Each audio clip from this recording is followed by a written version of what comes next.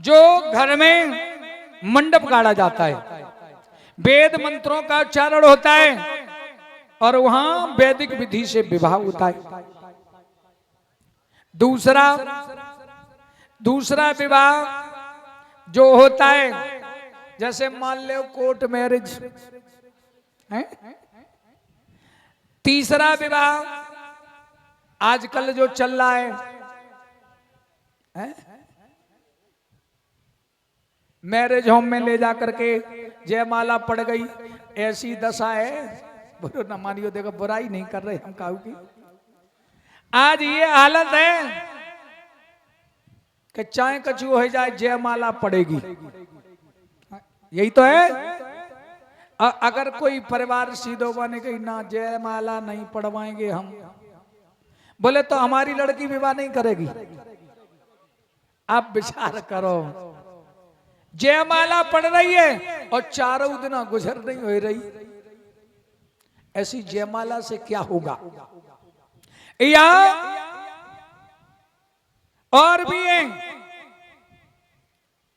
भगवान ने जो वैदिक विधि से विवाह नहीं किया, गंधर्व विधि। गंधर्व विधि क्या है? लड़की को लेकर के चले जाना, भगा करके ले जाना।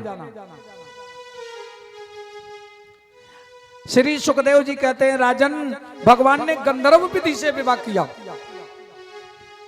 राजन परीक्षित ने कहा, प्रभु ऐसा क्या कारण बन गया जो भगवान ने गंधर्व विधि से विवाह किया।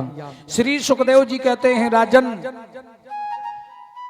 एक राजा है भीष्मक, जिनकी पुत्री है रुक्मिणी। विदर्भ देश के ये राजा हैं।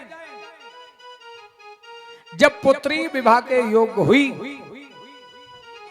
तो इन्होंने विचार किया कि हम अपनी पुत्री का विवाह कहीं कर दें। विवाह करने के लिए जब तैयार हुए तो विचार किया कि वर भी होना चाहिए, घर भी अच्छा होना चाहिए। क्या करें? सभा लगी हुई थी। उसी सभा में भीष्मक महाराज ने प्रस्ताव रख दिया, अरे सभा के लोगों, मेरी पुत्री विवाह के योग्य है रुक्मिणी। कोई सुंदर घर, कोई सुंदर वर बताओ। अच्छा, किसी की भी कन्या जब विवाह के योग्य हो जाती है तो माता पिता को चिंता होती है।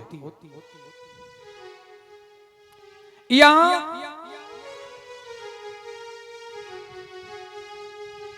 कोई राजा खड़ा हो गया, उसने कहा हम बता रहे हैं, ऐसा करो दुर्योधन के लिए विवाह कर दो।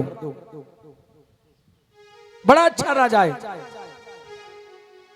वो बता करके बैठ गया। दूसरा खड़ा हो गया, बोले तुम्हें पता नहीं है दुर्योधन घमंडी है, उसके लायक ये रुक्मिणी नहीं है। तब तक तीसरा खड़ा हो जाता है, किसी राजा का नाम लेता है। चौथा खड़ा हो जाता, बोले वो ठीक नहीं है। कहने का मतलब कई राजाओं के नाम लिए गए, एक अच्छाई बताता है और दूसरी उसमें बुराई निकाल देता है। चर्चा चलते चलते सबसे छोटा बालक है भीष्मक महाराज का। उसने कहा, पिताजी अगर तुम चाहो तो हम भी कुछ कहें। भीष्मक महाराज ने कहा, बेटा बता क्या कहना चाहते हो।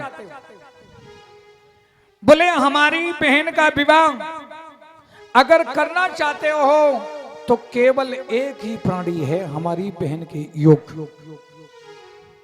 बोले कौन है? तो वही छोटा वाला बालक समझाता हुआ बोला,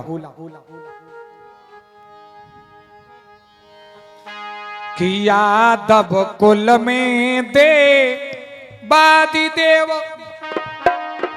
और श्री वासुदेव अवतारे हैं।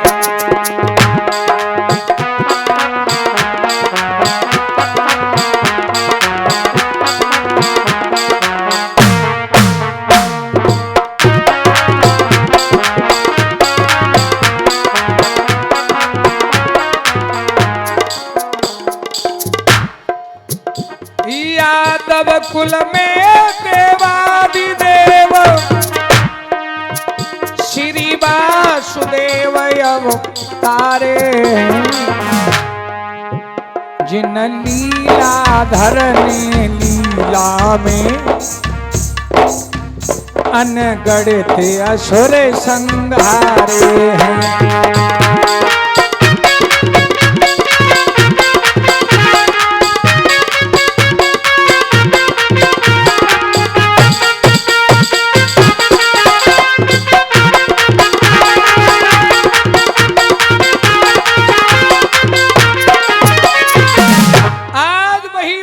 छोटा कहने लगा पिताजी जो श्याम है, श्याम हमारी बहन रुक्मिणी के योग्य है और तो हमें कोई दुनिया में नजर नहीं आ रहा।